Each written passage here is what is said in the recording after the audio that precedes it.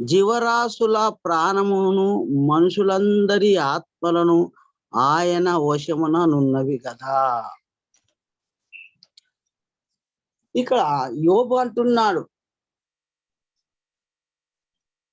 యోబు ఏదో పాపం చేసినట్లు, మరి యోబు నీ పాపం బట్టి నీకు ఈ వ్యాధి, ఈ యొక్క కుటుంబం అంతా చల్లా చెదలైపోయి ఆస్తులు పోవడం, ఐశ్వర్యం పోవడం, ఇది జరిగింది కదా, నువ్వు దేవుని కంటే నువ్వు ఎక్కువగా ఎంచుకొనుచున్నావా అని ఈ యోబును మరి హింసిస్తున్నారు. చూడండి ప్రియులారా, యోబు స్నేహితులు కూడా వచ్చి ఆయనను చూసి ఆదరించేది పోయి, ధైర్యపరిచేది పోయి ఆయనను మరి బాధిస్తున్నారు. అదే విధంగా మరొక యవనస్తుడు వచ్చి కూడా ఆయనను చాలా కఠినంగా హింసిస్తున్నారు. యోబు ఎంత హింసించినా, ప్రాణ స్నేహితులు హింసించినా, మరి పొరుగువారు దూషించినా ఆయన దేవుని వైపే చూస్తున్నాడు, మనుషుల వైపు చూస్తలేడు. మరి అంత బాధలో ఉండి కూడా, వేదనతో ఉండి కూడా ఆయన మరి దేవుని మహిమపరుస్తున్నాడు, దేవుని కనపరుస్తున్నాడు. ఏమంటున్నాడు ఇక్కడ అంటే, జీవ జీవ జీవ జీవరాశుల ప్రాణమును మనుషుల అందరి ఆత్మలను ఆయన వశముననున్నవి కదా. మనతో పాటు జీవరాశులు, జంతువులు, పక్షులు, ప్రాకు ప్రతి పురుగు కూడా ఉన్నాయి. అన్నిటికీ ఆత్మనిచ్చింది ఆయనే కదా. మరి ఆయన మా ఆత్మ మనలో ఉంచాడు. మరి ఉంచితే మనము ఆయన ఆత్మను కలిగి ఉన్నాము, ఆయన ఊపిరి అయి ఉన్నాము. మరి మీరు ఇంత తెలియదా మీకు, ఎందుకు నువ్వు అలా చేస్తున్నామని ఎంత ఈ యొక్క సమాధాన యుక్తుడు. ఒక మనిషి బాధలో ఉన్న మనిషిని హింసిస్తే కోపం రావాలి, కానీ ఈయన శాంతంతో చెప్తున్నాడు, శాంతంతో చెప్తూ ఇంకా ఏమంటున్నాడంటే, ఈ 11 వచనంలో అంటున్నాడు, అంగిలి ఆహారము రుచి చూసునట్లు చెవి మాటలను పరీక్షింపదా. అదే నీవు ఆహారం తినేటప్పుడు నీకు రుచి పడుతుంది, మరి మాట్లాడే ప్రతి మాట కూడా పరీక్షించాలే కదా. ఆహారం రుచులు కనుక్కుంటున్నావే, ఇది ఇలాంటి రుచి ఉంది, ఇది ఇలాగ బాగులేదు అని. మరి మాట్లాడే ప్రతి మాటలు అవి మనుషుల మాటలైనా పరీక్షించవలసింది, దేవుని మాటలైనా పరీక్షించి, నా ప్రభువు నా దేవుడు నాతో ఈ విధంగా మాట్లాడుతున్నాడు, నన్ను బలపరుస్తున్నాడు, నేను బలపడి ఇతరులను బలపరచాలి, నేను రక్షింపబడిన నేను ఇతరులను రక్షించాలని మీకు తెలియదా అంటున్నాడు. పిల్లరా, మరి ఇంకేమంటున్నాడంటే 12 వచనం చూస్తే, వృద్ధుల యొద్ద జ్ఞానమున్నది, దీర్ఘాయువు వలన వివేచన కలుగుచున్నది. వృద్ధులు జ్ఞానముతో ఆలోచించాలి. పడుసువాడు మాట్లాడినట్లు మాట్లాడకూడదు తొందరపడి. వృద్ధులకు జ్ఞానం అవసరము, నిబ్బరం అవసరము, శాంతి, సమాధానము, ఓర్పు అవసరము, ఆలోచన అవసరం. మరి ఒక పడుసువాడు మాట్లాడినట్టు మాట్లాడు, వెనక ముందు ఆలోచించి మాట్లాడాలి. మరి ఏ పని చేయాలనుకున్నా ఆలోచించే చేయాలి. అందుకే ఇక్కడ చాలా చక్కగా మాట్లాడుతున్నాడు. 13 అంటున్నాడు, జ్ఞాన శౌర్యములు ఆయన యొద్ద ఉన్నవి. జ్ఞాన శౌర్యములు ఆయన యొద్ద ఉన్నాయి. దేవుడు జ్ఞానం ఇచ్చేవాడు. అందుకే యాకోబు భక్తుడు అంటాడు, మీలో ఎవరికైనా జ్ఞానం కొదగా ఉంటే దేవుణ్ణి అడగండి అని అంటాడు. మరి సులమాను రాజు అయితే, నాకు ఏమొద్దయ్యా, నీ ప్రజలకు మరి న్యాయం తీర్చడం నాకు తెలివిని బుద్ధిని దయచేయి అన్నాడు. నిజంగా ప్రియులారా, మరి ఇక మరి ఇంకో చోట వాక్యం చూస్తే, బుద్ధియు జ్ఞానము సర్వసంపదలు ఆయన యందు గుప్తములై ఉన్నవి అన్నాడు. ఈ మాటలు మనము వాటిని మరి అప్లై చేసుకోవాలి. మనము ఎలాగ ఉండాలంట, శాంతముతో ఆలోచించి పని చేయాలంటున్నాడు. అంటున్నాడు ప్రియులారా, ఏమంటున్నా, ఆలోచన వివేచన ఆయనకు కలవు అంటున్నాడు. 13:2 అయినట్లు ఆలోచనయు వివేచనయు ఆయనకు కలవు. ఆయన ఆలోచనకర్త అయిన దేవుడు మనకు కూడా ఆలోచన ఇస్తాడు ఆయన. ఏ పని చేయాలన్నా, ఏం మాట్లాడాలన్నా, ఏం చేయాలన్నా మనకు ఆలోచన ఎంతో అవసరం ఉన్నది. అయితే మన సొంత ఆలోచనతో మనం ఆలోచించకుండా దేవుని మీద ఆధారపడి ఆలోచిస్తే ఆ పని క్రీస్తులో సఫలమైతది. మరి ఇక్కడ అంటున్న 14 అంటున్నాడు, ఆలోచించుము, ఆయన పడగొట్టగా ఎవరు మరలా కట్టజాలరు. దేవుడు పడగొడితే ఎవడు కడతాడు? ఇక మానవుడు పడగొడతాడు, కడతాడు. గోడనే కావచ్చు, ఇల్లే కావచ్చు, ఇది కుదరలేదు, ఆయన కుదరలేదు, అది కుదరలేదు, ఇది కుదరలేదని. కానీ ఆయన పడగొడితే ఇంక కట్టేటోడెవడు? ఆయన మరి ఆయన నిర్మాణకుడు. ఆయన ఆలోచించే నిర్మిస్తాడు. ఏ దాన్ని ఏ విధంగా నిర్మించాలని నిర్మించిన నిర్మాణకుడు. కనుక ప్రియులారా అంటున్నాడు ఇక్కడ 2వ లైన్లో అంటున్నాడు, ఆయన మనుషుని చెరలో మూసివేయగా తెరుచుటకు ఎవనికి సాధ్యము కాదు. ఆయన మనిషిని చెరలో మూసివేశాడంటే తెరుచుటకు ఎవనికి సాధ్యము కాదు. ఇట్టి సాధ్యము కాని అధికారము మనకు కూడా ఇచ్చాడు దేవుడు. మీరు భూలోకంలో ఏవి బంధిస్తే అవి పరలోకంలో బంధింపబడతావి. మీరు భూలోకంలో దేనిని విప్పుతారో అవి పరలోకంలో విప్పబడతావని ఇచ్చాడు. ఇట్టి అధికారం కలిగి ఉన్నాం మనం. ఇక్కడ అంటున్నాడు మరి 15 వచనం అంటున్నాడు, ఆలోచించుము, ఆయన జలములను బిగపట్టగా అవి ఆరిపోవును. ఇజ్రాయేలు ప్రజలు దాటాలని సముద్రం ఎదురొస్తే దానిలో బిగపెట్టినప్పుడు ఆరిపోయింది. ఆరిన నేల నడిచారు వాళ్ళు. చూడండి ప్రియాల, ఎంత గొప్ప దేవుడు. కనుక మరి ఇక్కడ ఇంకా కిందికి చూస్తే ఆయన మనుషుని 15 వచ్చిన వాటిని ప్రవహింపజేయగా అవి భూమిని ముంచివేయును. నోహ దినములో ముంచేశాడు. ఆయన జలాలను ప్రవహింపజేయడం భూమి అంతా మునిగిపోయింది. గుట్టలు, చెట్లు, మనుషులు, ఇండ్లు, జంతువులు, పశువులు అన్ని మిగతావి వాడలో ఎంతవరకు చేర్చుకున్నామనో అంతవరకు చేర్చబడ్డాయి. ప్రతిమవన్నీ మునిగి మరి నీటిలో కొట్టుకపోతున్నాయి. ప్రియులారా, నిజంగా మనము ఈ విధమైన అధికారము దేవుడు తనకెత్తి అధికారం ఉన్న అట్టి అధికారాన్ని మనకిచ్చాడు. ఇంకో చోట చూస్తాడు, వీటికంటే మీరు గొప్ప చేస్తాయని అంటాడు. ప్రియులారా, ఈ 16 వచనం చూడండి. 16 వచనంలో బలమును జ్ఞానమును ఆయనకు స్వభావ లక్షణములు, మోసపడువారు మోసపుచ్చువారు ఆయన వశముననున్నారు. చూడు ఎంత చక్కగా మాట్లాడుతున్నా. 16 వచనం, బలమును జ్ఞానము ఆయనకు స్వభావ లక్షణములు. ఆయనకు స్వభావము బలము, జ్ఞానము. అయితే మోసపుచ్చువారు మోసపోయేవారు కూడా ఆయన వశము. నీవు ఎవరిని మోసపుచ్చుతున్నావో లేక ఎవరి చేత నీవు మోసపోతున్నావో వీళ్ళంతా కూడా ఆయన వశంలో ఉన్నారు. కనుక ప్రియులారా చూడండి, అందుకే ఇక్కడ 17 అంటున్నాడు. 17 వచనంలో ఆలోచనకర్తలను హీనులనుగా చేసి ఆయన వారిని తోడుకొని పోవును. నీ సొంత ఆలోచనతో ఎంత ఆలోచించినా నిన్ను వస్త్రహీనునిగా చేస్తాడు. నడువు నీ ముందు అని మరి తోడుకొని పోతాడు. ఇంత గొప్ప దేవుడు మనకున్నాడు. అందుకే ఈ రోజుల్లో చాలా మంది ఈ యొక్క ఎల్ఫాజు లాగానే మరి సేవకులను ఒకరినొకరు దూషించుకుంటున్నారు. విశ్వాసులు కూడా ఒకరినొకరు దూషించుకుంటున్నారు.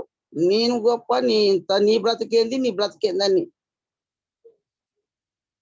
ప్రియులారా, మరి సంఘంలో ఉన్న పెద్ద మనుషులు ఒకరినొకరు దూషించుకుంటున్నారు.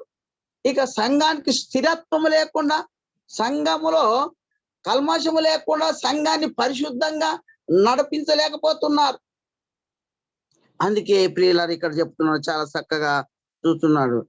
మరి ఇక్కడ అంటున్నాడు, న్యాయాధిపతులు అవివేకులనుగా కనుపరచును, అవివేకులు న్యాయాధిపతి, నువ్వు న్యాయం చేస్తున్నా నువ్వు ఒక అవివేకిగా ఉంటున్నావు. కానీ నీవు తీర్చే న్యాయము నా దేవుడు న్యాయవంతుడు, న్యాయం తీర్చువాడు ఆయనే అని ఆయన మీద ఆదుకుంటే ఆయన నీకు న్యాయము తీర్చడానికి అధికారం ఇస్తాడు. అందుకే ఒక చోట ఉంది, ఇజ్రాయేలు 12 గోత్రకర్తలకు మీరు తీర్పు తీర్చుదురని ఉంది వాక్యంలో. మనము ఒకరి చేత తీర్పు తీర్చుకునే వారము కాము, ఒకరికి న్యాయం తీర్చే వారము. ప్రియులారా, మరి ఇలాంటి సంగతులు ఉన్నాయి గ్రంథంలో. కనుక ఇక్కడ ఇంకేమంటున్నాడంటే 18 అంటున్నాడు, రా రాజుల అధికారమును ఆయన కొట్టివేయును. రాజు గర్విస్తే కొట్టివేస్తాడు, ఆయన గద్దెను దింపేస్తాడు. ఇది అంతా నాదే అని ఎవరైతే అనుకుంటారో గద్దెను దింపేస్తాడు. సేవకుడైన నేనే అంటే గద్దెను దింపేస్తాడు. సంఘ పెద్ద అయినా సరే నేనే నడిపించినట్టు సంఘం నడవాలంటే దింపి పాడేస్తాడు. ఎందుకంటే ఆయన అధికారి, న్యాయాధిపతి. ప్రియులారా, ఇక ఎంత చక్కగా మళ్ళీ ఏమంటున్నానే, మరి బాబేలు రాజును గడ్డి మేపించి, నెబుకద్నెజరు గడ్డి మేపించిండు గద్దెను దింపి. మనం ఇవన్నీ చూస్తూనే ఉన్నాం కనుక గ్రంథంలో కనుగొంటున్నాం. ఇంకా ఏమంటున్నానంటే, వారి నడుములకు గోనె పట్టలు కట్టును. నీ యొక్క రాజవస్త్రములు ఇచ్చి గోనె పట్ట కడతాడు నీకు. నువ్వు ఎంత పొగుడుకుంటున్నావు అంత హీనంగా అయిపోతావు. ప్రియులారా, అందుకే దేవుడు మరి చాలా చాలా చాలా మనల్ని ఎంతగానో ప్రేమించి ఆయన అధికారం ఇవ్వాలని ఇచ్చాడు కూడా. ఆయన మనల్ని ప్రేమించి మనం నీవే నా దేవుడు అని తెలుసు మనకు అధికారం ఇచ్చావు. ఈ రోజు మనము సేవకురాళ్ళమైనమంటే ఆయన ద్వారా అయినాము. ఇది మనకు సొంత జ్ఞానం కాదు. మన తల్లిదండ్రి మనల్ని నువ్వు సేవకుడు కావాలి బిడ్డ అని మనల్ని పెంచలేదు. నువ్వు ప్రభు పరిచయంలో మరి గొప్పగా చేయాలని పెంచలేదు ఎవరు. ఇది ఆయన ఇచ్చిన అధికారం మనకు. ఇక్కడ అంటున్నాడు 19 యాజకులను వస్త్రహీనులుగా చేసి వారిని తోడుకొని పోవును, స్థిరముగా నాటుకొనిన వారిని ఆయన పడగొట్టును. నేనే అని గుంజబాతుకొని ఉంటే అక్కడ నుండి పడగొట్టేస్తాడు. నేను కాను, అంతా ఆయనదే అంటే నిన్ను ఎంతో ముందరికి నడిపిస్తాడు, స్థిరపరుస్తాడు, బలపరుస్తాడు. యాజకులు కూడా వస్త్రహీనులుగా చేస్తాడని చూస్తున్నాం మనం. ప్రియులారా, అందుకే చూడ 20 వచనము, వాస్తుర్యము గలవారి పలుకులను ఆయన నిర్దాకము చేయును. నీ పలుకు నీ స్వచ్ఛంగా తీయగా మాట్లాడాలి. మందిని మరి ఇనసొంపుగా మాట్లాడితేమో కానీ ఆయన అది మన సొంత ఆలోచనతో సొంత తెలుగుతో ఏది కూడా చేయగలుగుతాం. మనం దేవునికి భయపడతాం, ఆయనకు లోపడతాం. ఆయన బలిష్టమైన చేతి కింద అణిగి మణిగి సర్వము ఆయనే కాబట్టి మనం సర్వమును ఆయనకు అప్పచెప్పి మనం ఏమి చేసినా ఆయన చిత్తంలో జరిగిద్దాం. ఆయన ఆలోచన ప్రకారం ఆయన ప్రణాళికలో నద్దాం. మనం ఏ చేసినా కూడా ఆయనకు మహిమకరంగా చేద్దాం. కనుక ఇక్కడ 21 అధిపతులను ఆయన తిరస్కారం చేయును, బలాఢ్యుల నడికట్లను విప్పును.